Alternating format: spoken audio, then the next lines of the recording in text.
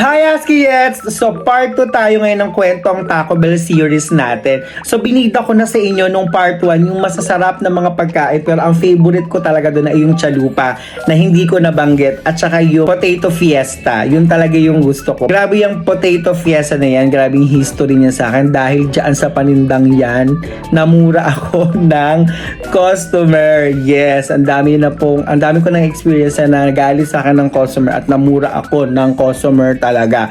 Pero part of the job, yun talaga.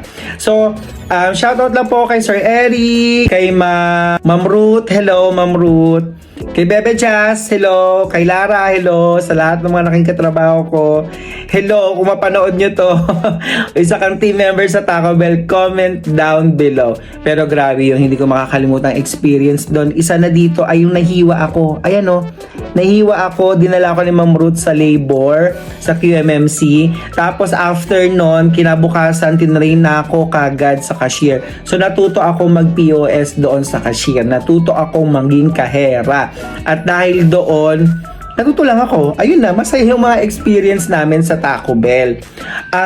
Hindi ko alam kung magkano na ang minimum that time, pero hindi siya makakabuhay ng pamilya sa sobrang baba talaga. Pang single lang yun.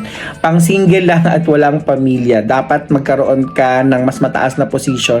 Mapunta ka sa mas mataas na position para makabuhay ka talaga ng pamilya. Kasi kung yun lang dahil ako hindi kakayanin. So yun na, naging masaya naman yung mga experience ko doon. And ang pinaka gustong gusto kong pagkain doon ay yung chalupa at saka potato fiesta.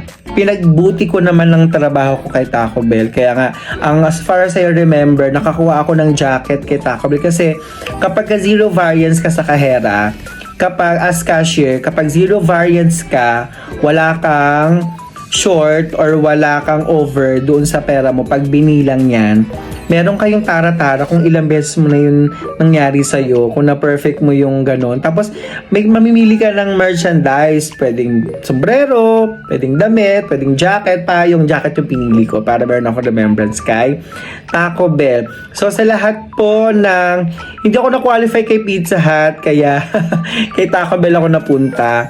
Hindi rin kay DQ, kay Araneta din po yun. Pero nevertheless, napakasaya ng aking experience doon. Kung gusto nyo rin itry, mag-apply na kayo dyan sa PPI Tower, sa may Cubao, Aurora Cubao, sa PPI, Philippine Pizza Inc. Malay nyo naman sa Pizza Hut kayo mapunta. So yun lang ang aking kwento sa Taco Bell at masayang-masaya ako. I'm very honored dahil nagkaroon ako at naging part ako ng Taco Bell. Naranasan ko din na na mag-open ng store, mag-close ng store. Nag-training din ako as managerial position kaya ako napunta sa baba. Pero hindi ko na natuloy. Another part of the story na naman yon. So yun lang mga ka-husky, sana may natutunan kayo. At kung ikaw ay team member ng Taco Bell, comment down below. Or isa ka doon sa mga naging katrabaho ko sa Taco Bell, comment down below. At tingnan natin kung ano yung mga happy moments na kasama mo ko. Or ano yung mga naging happy moments mo doon. At sana makadalaw ulit ako sa Taco Bell. At ang privilege pala doon bago natin tapusin, 50% off sa lahat ng products ng Taco Bell pag ikaw ay team member ni Taco Bell. So yun lang mga ka-Huskies. Bye!